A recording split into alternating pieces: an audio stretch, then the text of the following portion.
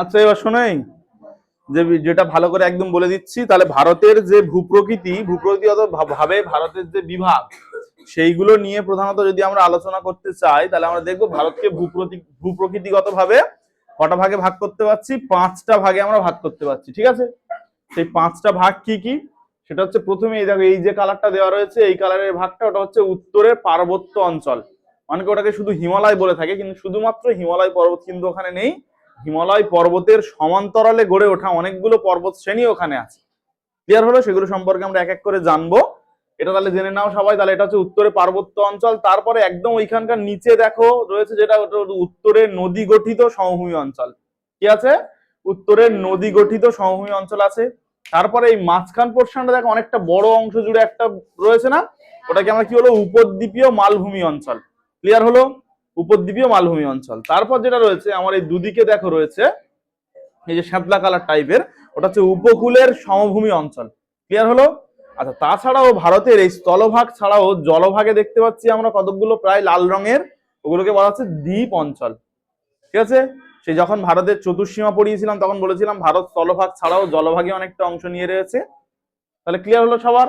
এবার এই 5টার মধ্যে ছবি দেখে তোমরা নিশ্চয়ই বুঝতে পারছো সবচেয়ে বড় অংশ কোনটি, কোনটা? এই আমাদের চেয়ে উপদ্বীপীয় মালভূমি অঞ্চলটা হচ্ছে সবচেয়ে বড় অংশ। আর সবচেয়ে ছোট অংশ কোনটা হবে তাহলে? ওই যে আমাদের দ্বীপ অঞ্চলটা সবচেয়ে ছোট হবে। এইবার আজকের প্রধানত আমরা যেটা আলোচনা করব সেটা হচ্ছে উত্তরের আমার এই যে পার্বত্য অঞ্চল রয়েছে তার কিছুটা অংশ আমরা আলোচনা করব। তাহলে আমাদের যে উত্তরে পার্বত্য অঞ্চল রয়েছে, উত্তরে পার্বত্য অঞ্চলকে অনেকে কি বলছে, শুধু হিমালয় পার্বত্য অঞ্চল বলছে, কিন্তু ওখানে শুধু হিমালয় নেই। এছাড়াও কি কি আছে আমাদের? কারাকোরাম আছে, লাদাখ আছে, জাসকর পর্বত শ্রেণী আছে, আর আছে কৈলাস আছে। তোমাদের বইয়ে কৈলাসটা বিশেষভাবে উল্লেখ করা নেই, কৈলাস আছে। আর তার সঙ্গে হিমালয় আছে। আমরা বেশিরভাগ অংশ যেটা পড়বো সেটা কিন্তু হিমালয়টি নিয়ে পড়াশোনা করব, আর অন্য পর্বতগুলো সম্পর্কে আমরা একটু একটু করে জেনে নেব। আশা করছি আমি যেমন ভাবে তৈরি করেছি এরকম ভাবে তোমরা কোনো বইতে পাবে না। আগে আমরা প্রধানত ওই ভাগগুলো সম্পর্কে একটুখানি আমরা জেনে নিই। দেখো সবাই,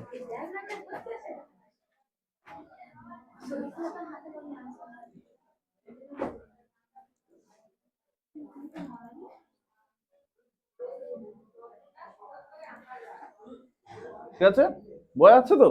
এবার দেখো এইখানে আমাদের এই যে অংশটা রয়েছে এটা হচ্ছে কারাকোরাম পর্বত শ্রেণী। দেখো আমার মাউস পয়েন্টারটা যেখানে যাচ্ছে ওখানে কারাকোরাম লেখা আছে, KRAKORAM এই লেখা আছে কারাকোরাম। ওটা হচ্ছে আমাদের কারাকোরাম পর্বত শ্রেণী। তোমরা সবাই নিশ্চয়ই জানো যে আমাদের জম্মু কাশ্মীর যে রাজ্য ছিল সেই রাজ্যের অধিকারটা কেড়ে নিয়ে সেটা এখন কেন্দ্রশাসিত অঞ্চল হয়েছে। দুটো কেন্দ্রশাসিত অঞ্চলে পরিণত হয়েছে, একটা হচ্ছে লাদাখ আর একটা হচ্ছে জম্মু কাশ্মীর। ওখানে রয়েছে প্রায় হচ্ছে 400 কিমি স্থান জুড়ে এটি বিস্তৃত পর্বত শ্রেণী। এর অপর নাম হচ্ছে কি কৃষ্ণগিরি। ঠিক আছে, আচ্ছা এর হচ্ছে সর্বোচ্চ শৃঙ্গের নাম কি? দেখো এখানে দেওয়া রয়েছে কি গডউইন অস্টিন। এটা হচ্ছে ভারতবর্ষের সর্বোচ্চ শৃঙ্গ, আর হচ্ছে কি এটা পৃথিবীর দ্বিতীয় উচ্চতম শৃঙ্গ। তাহলে যদি পড়ে পৃথিবীর দ্বিতীয় উচ্চতম শৃঙ্গ কি, তাহলে হবে গডউইন অস্টিন বা K2। আচ্ছা, আরেকটা প্রশ্ন যদি ঘুরিয়ে পড়ে, একটা অনেক সময় এই প্রশ্নটা আসে যে হিমালয় পর্বতে মানে ভারতে অবস্থিত হিমালয়ের সর্বোচ্চ শৃঙ্গ কি? কি হিমালয়ের সর্বোচ্চ শৃঙ্গ? কাঞ্চনজঙ্ঘা। ভারতের সর্বোচ্চ শৃঙ্গ K2, ওটা কি হিমালয় পর্বতে আছে? কোথায় আছে? এক্ষুনি তো বললাম কারাকোরাম পর্বতে কিন্তু আছে। আর হিমালয়ের সর্বোচ্চ এমনি শৃঙ্গ কোনটা? এভারেস্ট। হিমালয়ের সর্বোচ্চ শৃঙ্গ মাউন্ট এভারেস্ট, তাই তো? আচ্ছা, তারপর হচ্ছে তোমার তাহলে ভারতে হিমালয় পর্বতের যে সর্বোচ্চ শৃঙ্গটা আছে সেটা হচ্ছে কাঞ্চনজঙ্ঘা, কিন্তু ভারতের সর্বোচ্চ শৃঙ্গ K2। এটা কোথায় আছে? কারাকোরাম পর্বত শ্রেণীতে আছে। আমারও ছোটবেলায় খুব একটা নিয়ে গন্ডগোল হতো যখন আমি নিজে পড়াশোনা করতাম, তারপর অনেক পরে ক্লিয়ার হলো বিষয়টা। ঠিক আছে, তাহলে এইসব পর্বত সম্পর্কে জানলাম।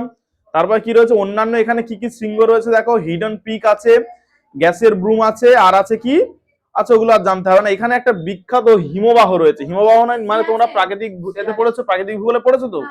তাহলে হিমবাহ হচ্ছে সিয়াচেন হিমবাহ এখানে রয়েছে। দেখতে পাচ্ছ ভারতের দীর্ঘতম হিমবাহ এটা।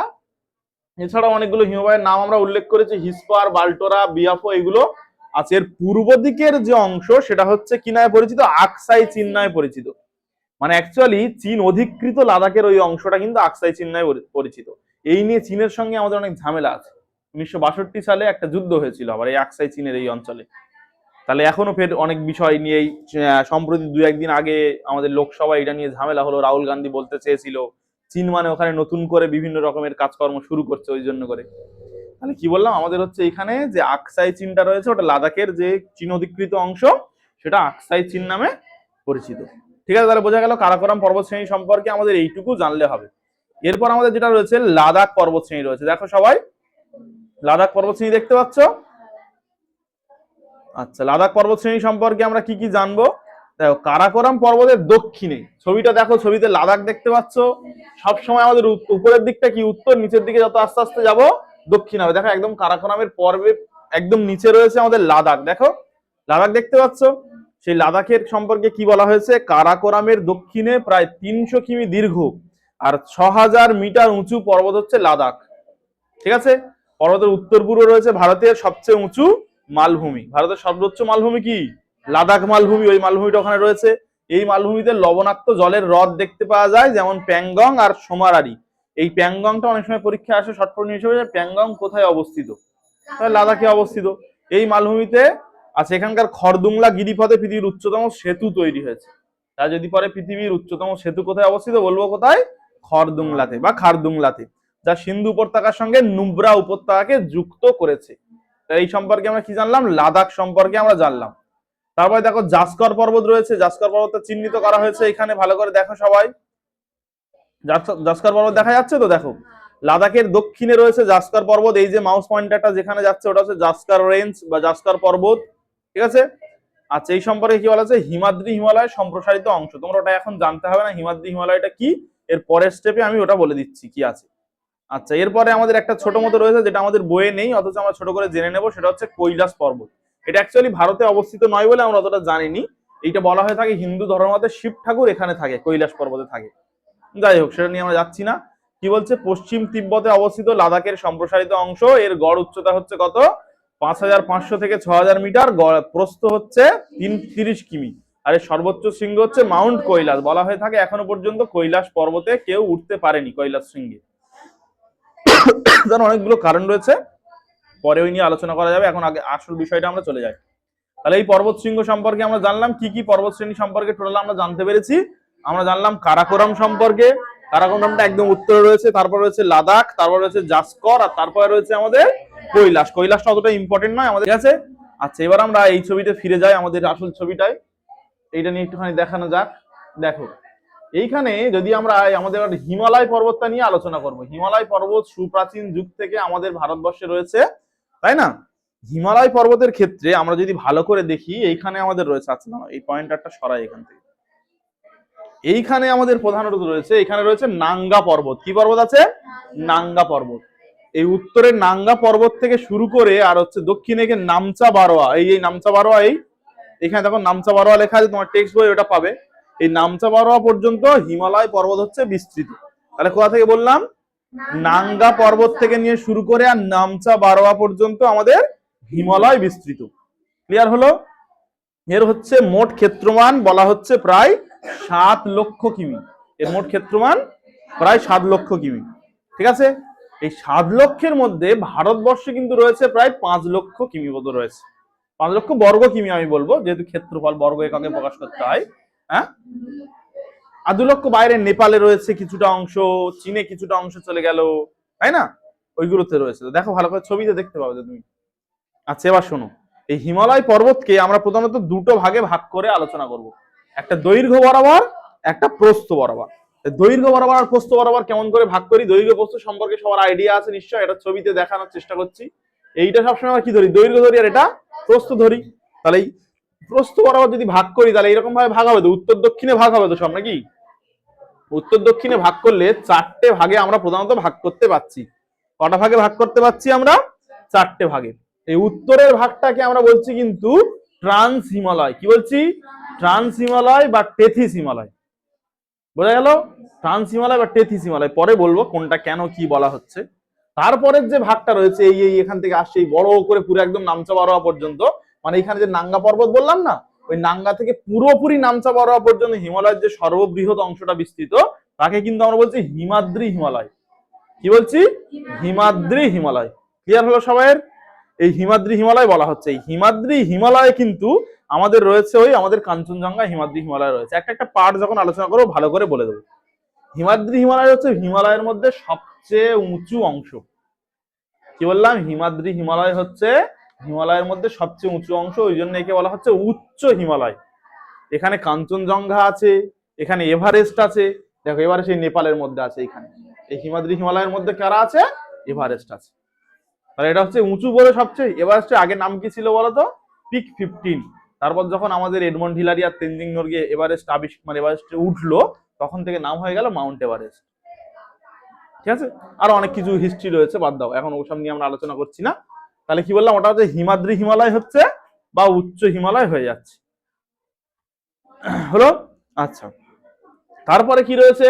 এই যে অংশটা, এই যে তারপরে এই ছোট করে বিস্তৃত যে অংশটা, এটাকে বলা হচ্ছে হিমাচল হিমালয়। কি বলা হচ্ছে? হিমাচল হিমালয়। আর একদম নিচের যে অংশটা রয়েছে, এই এখান থেকে এই বিস্তৃত এই ছোট ছোট পর্বতগুলো, এটাকে বলা হচ্ছে শিবালিক হিমালয়। কি বলা হচ্ছে? শিবালিক হিমালয়। ক্লিয়ার হয়েছে সবাই? বুঝতে অসুবিধা আছে কার বলো? তাই প্রস্থ বরাবর যদি হিমালয়কে ভাগ করি, 4টে ভাগ পাবো।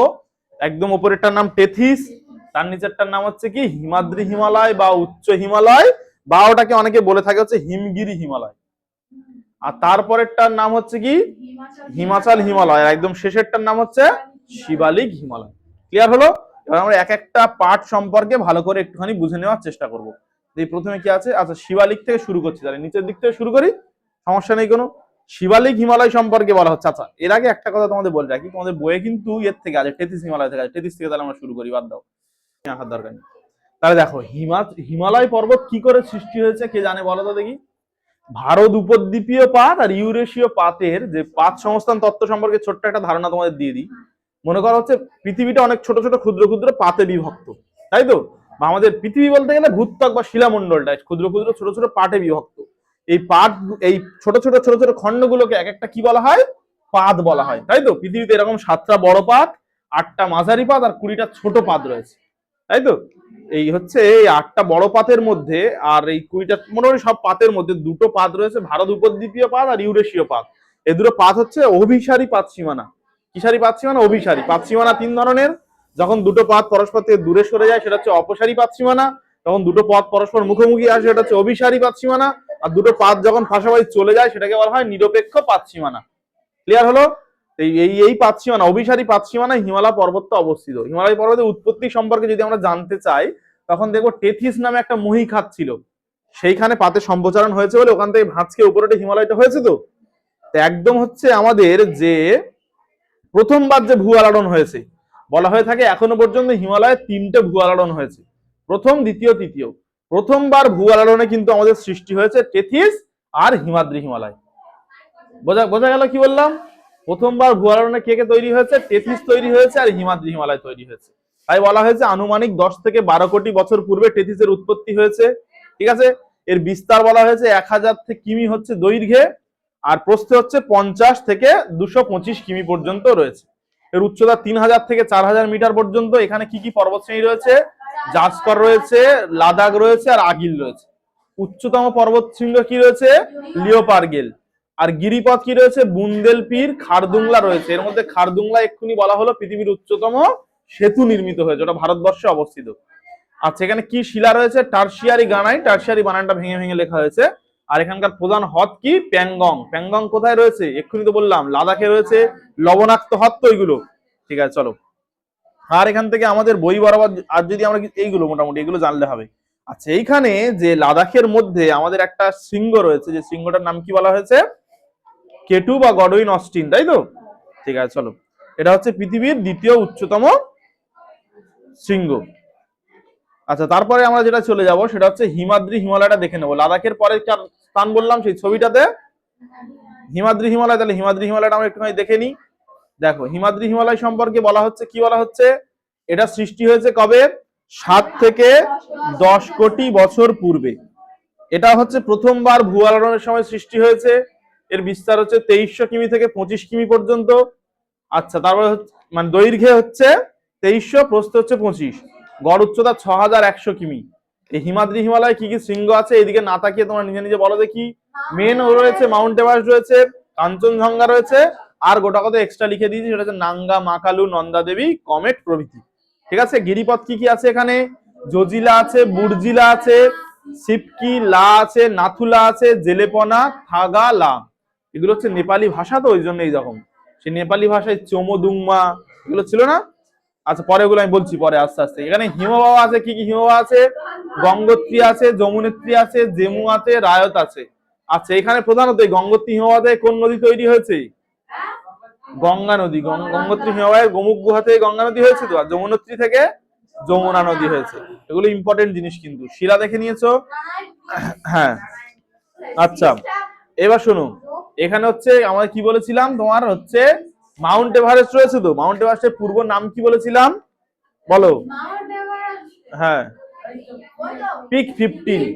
ঠিক আছে, যখন নামকরণ হয়নি তখনও পর্যন্ত নাম ছিল পিক 15, তারপর অনেক পরে নামকরণ করা হয়েছে।